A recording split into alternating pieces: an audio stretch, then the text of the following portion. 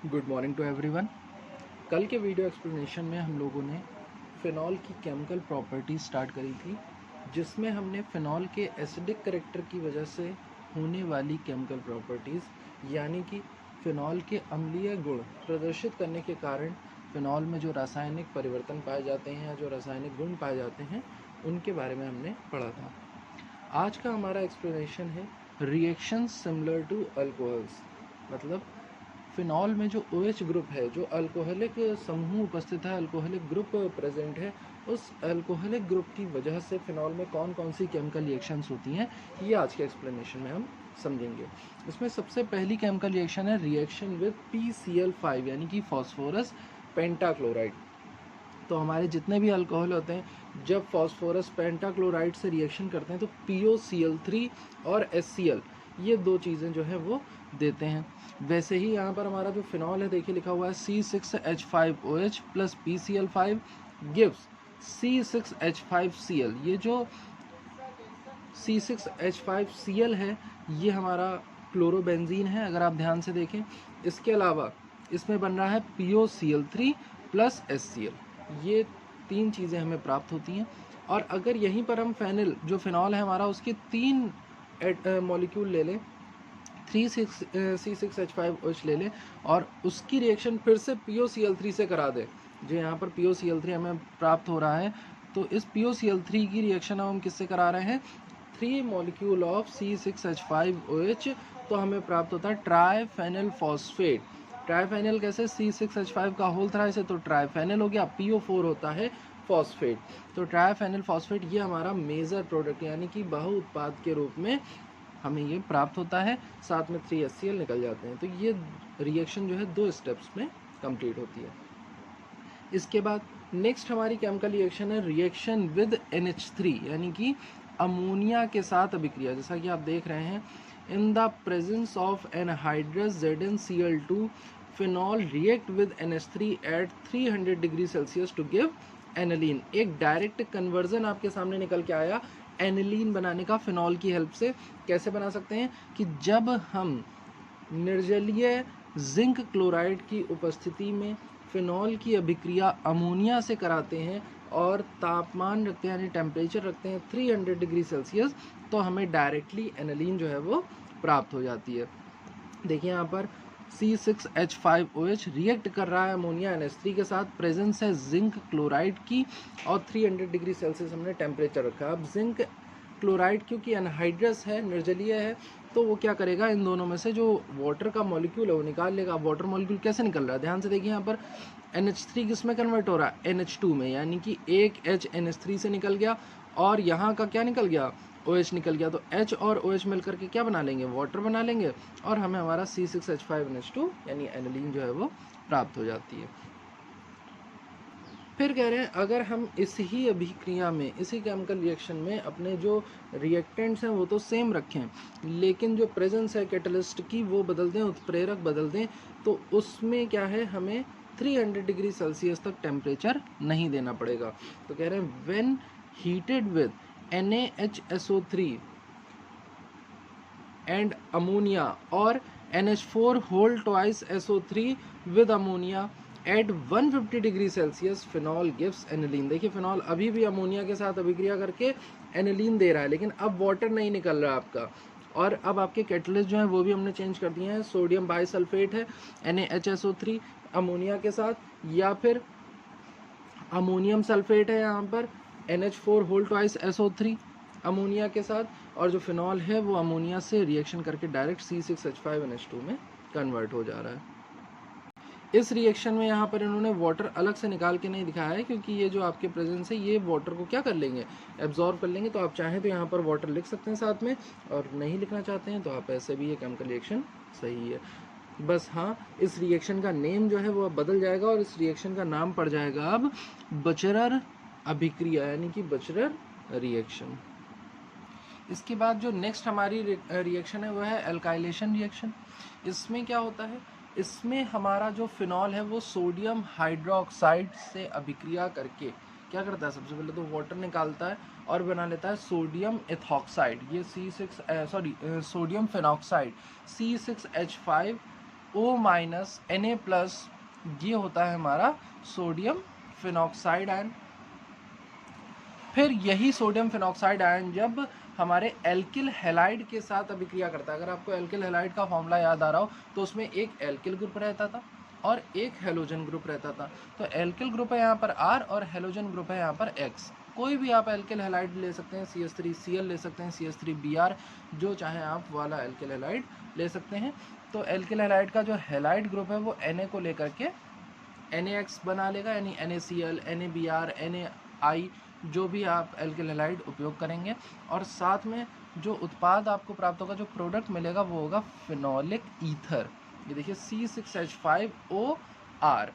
Ether का जो structure होता है वो कुछ इस तरह का होता है, एक ऑक्सीजन से दोनों तरफ एल्किल या फेनल ग्रुप जुड़े होते हैं। तो यहाँ पर देखिए ये ऑक्सीजन है, इसके एक तरफ R जुड़ा हुआ है और एक तरफ इसमें जुड़ा हुआ है C6H5। तो ये हमारा क्या हो जाता है, phenolic ether. Then next reaction आती है एसाइलेशन, एसिलीकरण अभिक्रिया।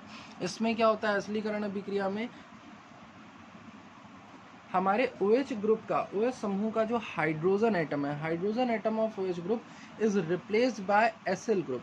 एसिल समूह द्वारा जो है वो परिवर्तित हो जाता है। एसिल समूह में जैसे कि एसिटेट आपका आता है जिसमें आप एसिटिक एनहाइड्राइड के साथ अभिक्रिया कराते थे। देखिए यहाँ पर एसिटिक एनहाइड्राइड हमने लिया हुआ CH3CO का होल ट्वाइस O, ये एसिटिक एनहाइड्राइड का फॉर्मूला होता है।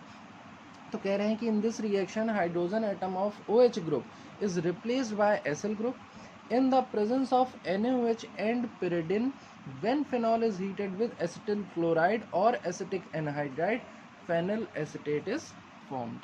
एसिलीकरण अभिक्रिया में या तो हम एसिटिल क्लोराइड के साथ अभिक्रिया करा देंगे या फिर एसिटिक एनहाइड्राइड के साथ।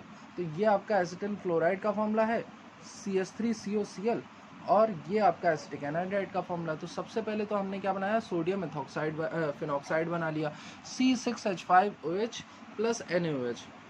सिंपल रिएक्शन है, OH और H निकल जाएंगे, वाटर निकल गया, बचा C6H5ONa और H2O निकल गया। अब ये जो सोडियम फिनॉक्साइड हमें मिला है यहाँ पर, इसकी अभिक्रिया हम कराने जा रहे हैं अपने एसिटिल क्लोराइड के साथ, CH3COCl के साथ।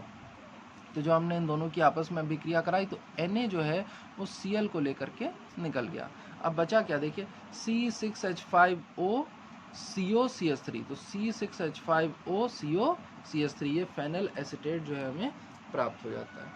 और इसी अभिक्रिया में ये जो आपको सोडियम फिनॉक्साइड मिला है, इसकी अभिक्रिया आप किससे करा दीजिए, एसिटिक एनहाइड्राइड से करा दीजिए, CH3CO होल ट्वाइस O इसका फॉर्मूला होता है। तो इसमें क्या होता है, इसमें से एक CH3CO जो है वो ONa के साथ यहाँ निकल जाता है और बनता है CH3COONa, और जो बचा हुआ मॉलिक्यूल है एक CH3CO जो है वो बच जाता है, वो जाकर यहाँ जुड़ जाता है, तो बन जाएगा C6H5OCOCH3, यानी कि फेनल एसिटेट।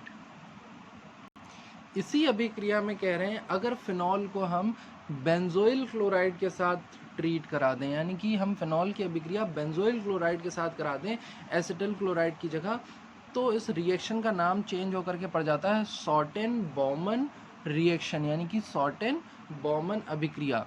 और जो हमें उत्पाद प्राप्त होते हैं वो वही फेनल बेंजोएट, NaCl और H2O, ये तीन हमें प्रोडक्ट जो है मिल जाते हैं। रिएक्शन क्या होती है, C6H5OH की रिएक्शन हो रही है NaOH और C6H5COCl के साथ, यानी बेंजोइल क्लोराइड के साथ, तो बना गया फेनल बेंजोएट, NaCl निकल गया और H2O निकल गया। तो ये हमारी रिएक्शन कहलाती है शॉर्टेन-बॉमन अभिक्रिया। इसके बाद इसमें नेक्स्ट रिएक्शन है ऑक्सीडेशन, यानी कि ऑक्सीकरण अभिक्रिया। ऑक्सीकरण अभिक्रिया में कह रहे हैं कि ऑक्सीकरण कराने के लिए हमें किसी न किसी ऑक्सीकारक यानी कि ऑक्सीडाइजिंग एजेंट की रिक्वायरमेंट होती है।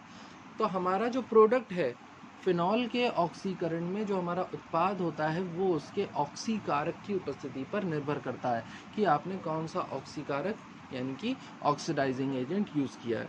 तो सबसे पहले कह रहे हैं कि अगर हम फिनॉल का ऑक्सीडेशन करा रहे हैं KMnO4 की प्रेजेंस में, यानी पोटेशियम परमैंगनेट की प्रेजेंस में आप कराएंगे, तो हमको मिलता है मीजोटार्ट्रिक एसिड। ये जो रिंग है ये ओपन हो जाती, खुल जाती है और बना लेती है मीजोटार्ट्रिक एसिड। देखिए मीजोटार्ट्रिक एसिड का फॉर्मूला है COH, CHOH, CHOH और COOH। तो ये मीज़ो फॉर्म जो होती है हमें टार्टरिक एसिड की मिल जाती है। और इसी फिनॉल का ऑक्सीकरण अगर आप एयर की उपस्थिति में, ऑक्सीजन की उपस्थिति में करा रहे हैं तो बनता है पैराबेंजोक्विनोन। पैराबेंजोक्विनोन क्यों? देखिए, आपने पढ़ा है डबल बॉन्ड O जो होता है वो एसीटोन समूह होता है। तो यहाँ पर अगर हम एक जगह पर लगाते तो ये तो बेंजोफिनोन होता, सिर्फ इसका नाम बेंजोफिनोन पड़ता जा करके, क्योंकि एक एसीटोन ग्रुप होता। लेकिन इसके ठीक सामने भी हमने क्या लगा दिया है, एसीटोन ग्रुप लगा दिया, एसीटोन समूह लगा दिया, इसलिए इसका नाम पड़ गया पैराबेंजोक्विनोन। क्योंकि आपको पता है किसी भी समूह के ठीक सामने वाली जो पोजीशन होती है कार्बन की, उसे पैरा पोजीशन कहा जाता है। तो अगर आप ऑक्सीजन की उपस्थिति में रिएक्शन कराते हैं तो हमें मिलता है पैराबेंजोक्विनोन। तो फिनॉल के ऑक्सीकरण में हम दो तरह के ऑक्सीडाइजिंग एजेंट यहाँ पर जब यूज़ कर रहे हैं, पहले हमने यूज़ किया केमनोफोर तो हमें मिला मीज़ो टार्ट्रिक एसिड, फिर हमने यूज़ किया ऑक्सीजन O2 एयर तो हमें मिला पैराबेंजोक्विनोन। अब अभी भी यह अभिक्रिया है जिसमें हम कुछ और ऑक्सीडाइजिंग एजेंट यानी कि ऑक्सीकारक अगर उपयोग करें तो हमें और विभिन्न प्रकार के उत्पाद जो हैं वो प्राप्त हो सकते हैं। देख लेते हैं उन रिएक्शंस को भी। ये देखिए, यहाँ पर अब हम फिनॉल का जो ऑक्सीकरण है एक बार हम करा रहे हैं पोटेशियम क्लोरेट KClO3 और HCl की उपस्थिति में, तो हमें मिलती है क्लोरोनिल। और ये साउंड करती है, रामदेव की अभी एक मेडिसिन रामदेव ने कहा था कोलोनिल, वो कोरोनिल लाए थे, ये क्लोरोनिल है। वो कोरोना की थी लेकिन यहाँ पर क्लोरीन प्रेजेंट होने की वजह से ये क्लोरोनिल है। तो सेम साउंड की वजह से कंफ्यूज मत होइएगा कि ये देखिए कोरोना की दवा तो बहुत पहले ही इन्वेंट हो चुकी है। इसका नाम होता है क्लोरोनिल। बनती कैसे है यहाँ पर देखिए, ये अभी आप जो पढ़ के आ रहे हैं बेंजोक्विनोन, पैराबेंजोक्विनोन, उसमें बस जो बचे हुए कार्बन है उनमें क्या लगा दिया हमने, क्लोरीन एटम, हाइड्रोजन हटा करके क्लोरीन एटम अटैच कर दिए। तो फिनॉल जो है किस में कन्वर्ट हो गया, क्लोरोनिल में। और फिनॉल का ऑक्सीकरण अगर हम कराते हैं K2H2O8 की उपस्थिति में, जिसको कहते हैं एल्प्स ऑक्सीडेशन, एल्प्स ऑक्सीकरण कहा जाता है इसे, तो हमें दो उत्पाद प्राप्त होते हैं, दो विभिन्न प्रकार के उत्पाद जो हैं, क्योंकि थोड़े थोड़े अमाउंट में। मेन प्रोडक्ट आपका होगा क्यूनॉल और जो आपका बाय प्रोडक्ट होगा वो होगा कैचॉल।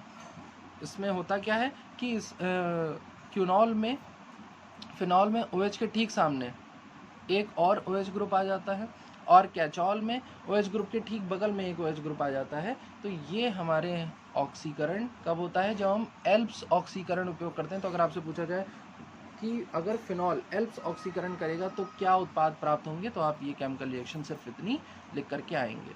और फिनॉल का ऑक्सीकरण भी अगर आपसे पूछा जाता है तो आपने 4 तरह के ऑक्सीकरण पढ़े, 4 विभिन्न प्रकार के ऑक्सीडाइजिंग एजेंट की उपस्थिति में, तो आप उनमें से कोई एक ही वहाँ पर मेंशन करके आएंगे। कोई भी एक मेंशन कर देंगे तो भी आपका आंसर जो होगा वो सही होगा।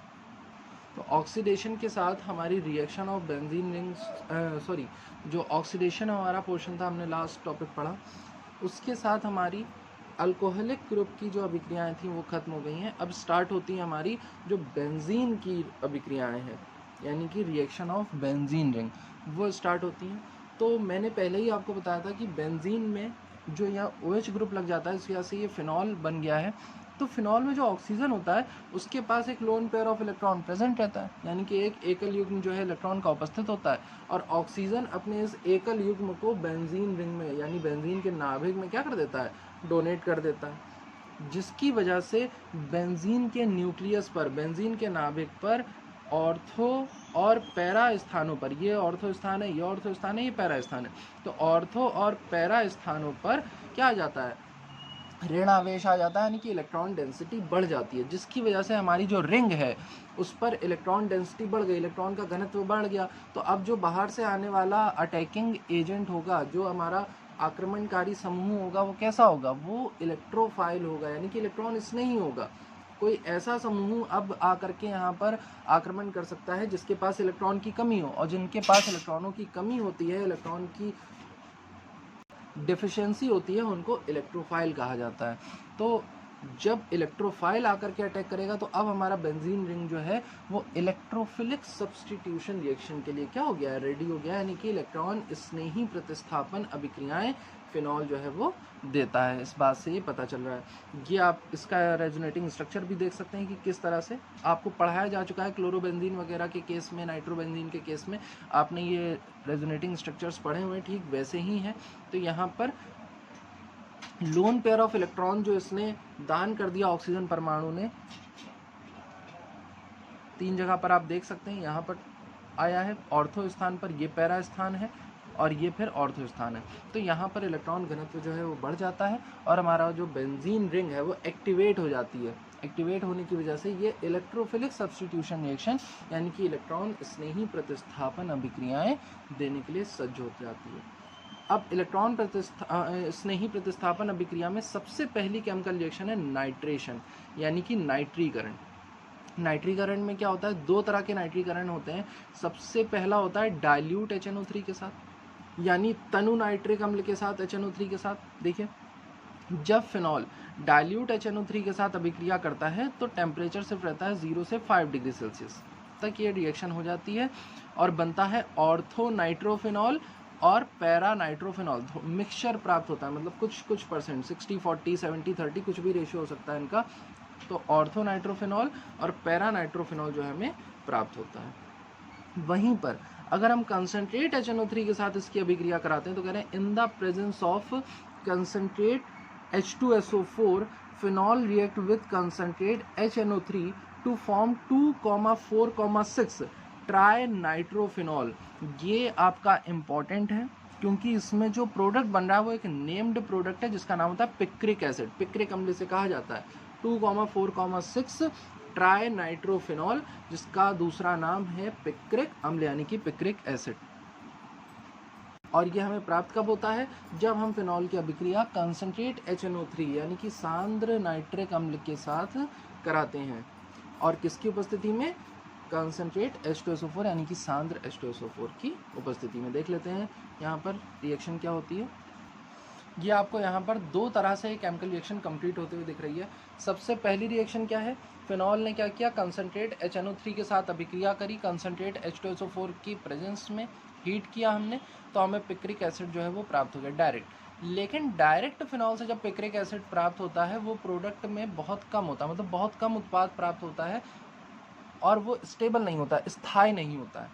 इसलिए डायरेक्ट नाइट्रेशन ना करके हम सबसे पहले फिनॉल का क्या कराते हैं, सल्फोनेशन यानी कि सल्फोनीकरण करा लेते हैं और बना लेते हैं। यहाँ पर देखिए ये फिनॉल है, 2 इसमें SO3H ग्रुप लग गया करके ये सल्फोनीकरण हो गया हमारे फिनॉल का।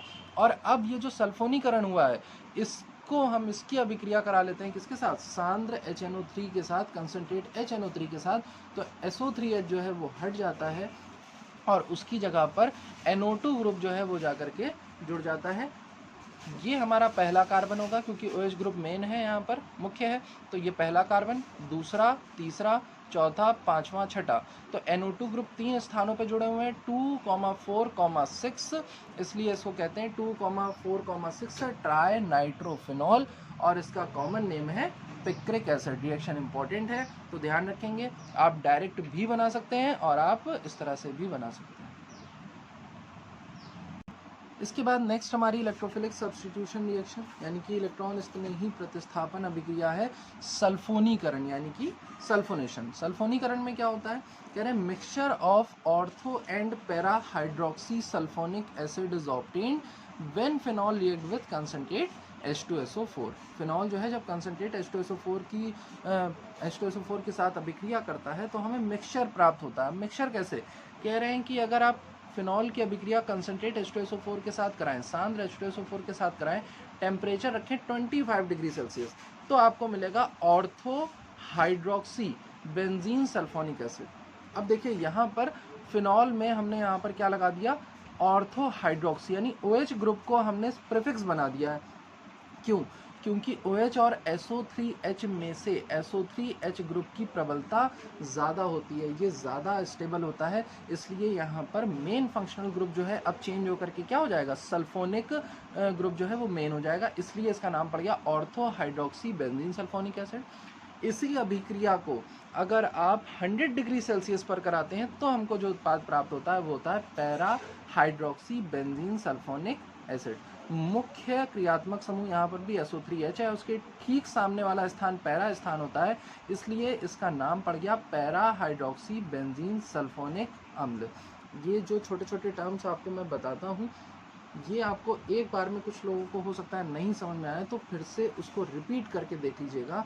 और जिनको थोड़ा और प्रॉब्लम है तो वो जहाँ पर भी मैंने ऑर्थो, पैरा और मेटा पोजीशंस के बारे में समझाया उन वीडियोस को देखेंगे तो आपको ये पॉइंट जो है अच्छे से क्लियर हो जाएंगे। तो आज के लिए इतना ही एक्सप्लेनेशन हम रख रहे हैं। जो केमिकल रिएक्शंस हैं इनको आप प्रैक्टिस करिए, एक एक बार अगर आप वीडियो देखने के बाद लिख लेंगे तो आपको अच्छे से रिकॉल हो जाएगी। अगर किसी रिएक्शन में कोई प्रॉब्लम होती है तो आप अपने डाउट्स क्लियर कर सकते हैं। Okay class, thank you.